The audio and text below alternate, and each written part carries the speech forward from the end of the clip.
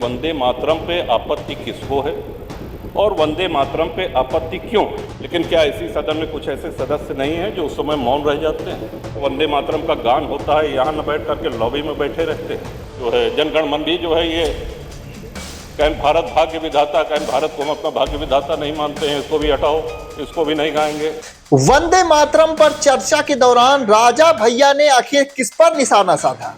आखिर किसको कहा कि जब वंदे मातरम होता है तो कुछ लोग मौन हो जाते हैं, कुछ लोग लॉबी में चले जाते हैं? किससे राजा भैया ने पूछा कि वंदे मातरम पर आपत्ति किसको है और वंदे मातरम पर आपत्ति किसे है? आइए आपको सबसे पहले दिखाते हैं कि आखिर राजा भैया ने वंदे मातरम पर चर्चा के दौरान क्या कुछ कहा और इशारों में किस पर आरोप लगाने लगे। अधिष्ठाता महोदय, अरे कोई पक्षपात नहीं। वंदे मातरम पे चर्चा स्वीकार करके माननीय अध्यक्ष जी ने जो ऐतिहासिक काम किया है, इसका हम सभी लोग उनके प्रति आभार व्यक्त करते हैं, आभारी हैं।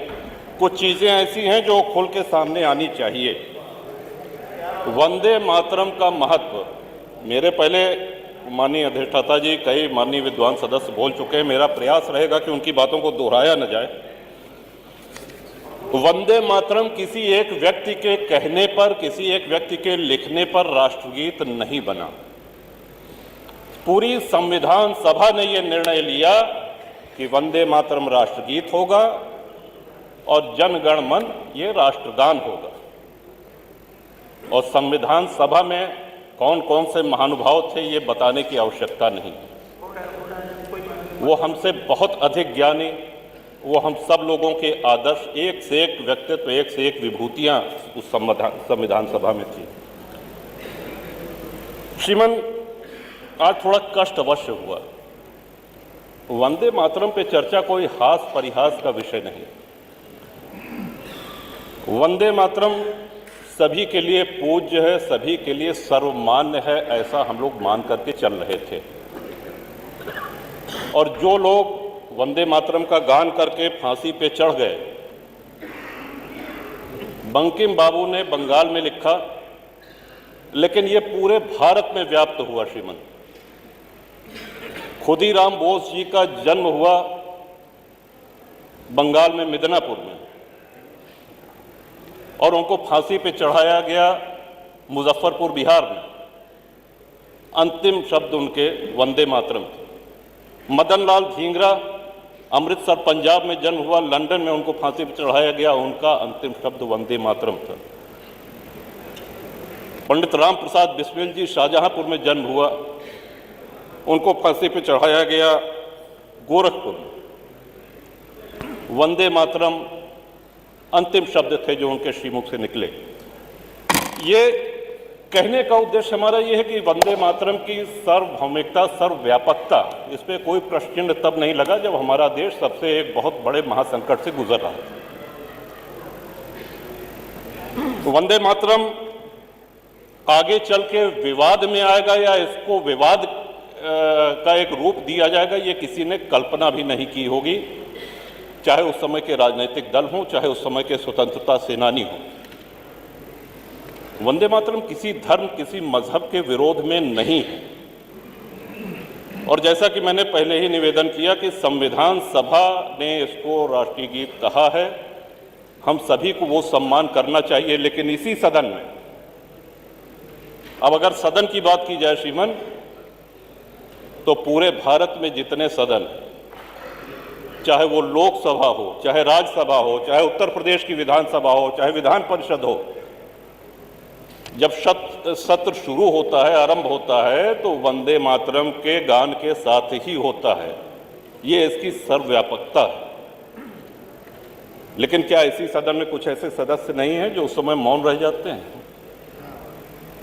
क्या ऐसे सदस्य नहीं हैं जो वंदे मातरम का गान होता है, यहाँ न बैठ करके लॉबी में बैठे रहते हैं? सीसीटीवी में सब है, ये कोई काल्पनिक बातें नहीं।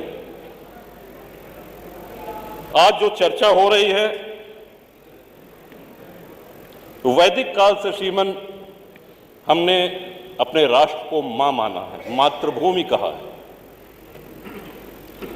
विश्व में अनेक देश हैं, हर जगह देशभक्त हैं, वो अपने अपने राष्ट्र के प्रति, अपने देश के प्रति आस्था रखते हैं। लेकिन मां स्वरूप ये हम लोगों ने कहीं नहीं सुना कि जापान माता की जय, या ताइवान माता की जय, या अमेरिका माता की जय। ये भारत माता की जय, ये सिर्फ भारत में होता है, क्योंकि हमने आदिकाल से, अनादिकाल से मां का स्वरूप दिया और उसी मां ने हम सब लोगों का पालन पोषण भी किया। बंकिम बाबू के इस कालजयी रचना को पूरे भारत में स्वतंत्रता सेनानियों ने अपनाया, इतना लोकप्रिय हुआ, तब जाकर के इसको राष्ट्रगीत के रूप में संविधान सभा ने मान्यता दी। श्रीमान, एक और बात जो प्रश्न में छोड़ के जा रहा हूं, जो हमारी समझ में नहीं आ रहा है कि वंदे मातरम पे आपत्ति किसको है और क्यों है। एक और बात कही गई कि साहब दिल से गाना चाहिए, डंडा से नहीं। तो डंडा कोई नहीं चला रहा है, और दिल से गाना चाहिए, ये तो स्वाभाविक सी बात है कि आप अपने राष्ट्रगीत को दिल से नहीं गाएंगे तो क्या करेंगे।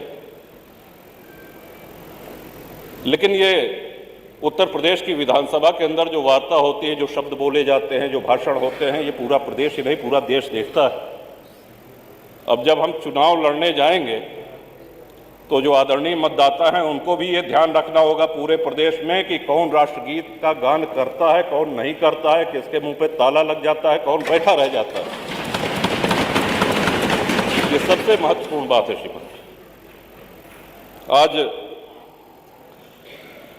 जो संविधान की दुहाई देते हैं, हम सब लोगों के लिए बहुत पुण्य ग्रंथ है संविधान।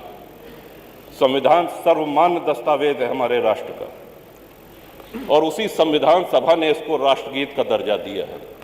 मैं आशा करता हूं कि हमारे बाद जो माननीय सदस्य बोलेंगे वो इस विषय को अवश्य इस पे प्रकाश डालेंगे कि वंदे मातरम पे आपत्ति किसको है और वंदे मातरम पे आपत्ति क्यों है। ये दो सीधे सरल सवाल, ये सदन में भी चर्चा होनी चाहिए इस पे, और श्रीमान आपके माध्यम से, सदन के माध्यम से पूरे प्रदेश में ये संदेश जाना चाहिए कि राष्ट्रगीत पे किसको। अब कल के दिन कह देंगे कि साहब ये वंदे जो है जनगण मन भी जो है ये कहें भारत भाग्य विधाता, कहें भारत को हम अपना भाग्य विधाता नहीं मानते हैं, इसको भी हटाओ, इसको भी नहीं गाएंगे, तब हम लोग क्या करेंगे। तो ये बड़े गूढ़ विषय, ये तब नहीं था जब आज़ादी की लड़ाई हो रही थी।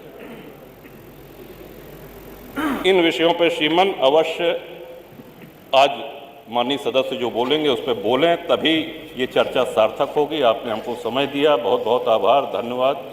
वंदे मातरम, भारत माता की जय। संग्राम अधिष्ठाता महोदय, तो आपने देखा कि राजा भैया यानी कि रघुराज प्रताप सिंह ने विधानसभा में वंदे मातरम पर हो रही चर्चा के दौरान ऐसे लोगों को आड़े हाथों लिया जो वंदे मातरम का राष्ट्र से नहीं बल्कि किसी और चीज से जोड़कर देखते हैं, और एक तरह से राष्ट्रगीत का वो प्रतिकार करते हैं।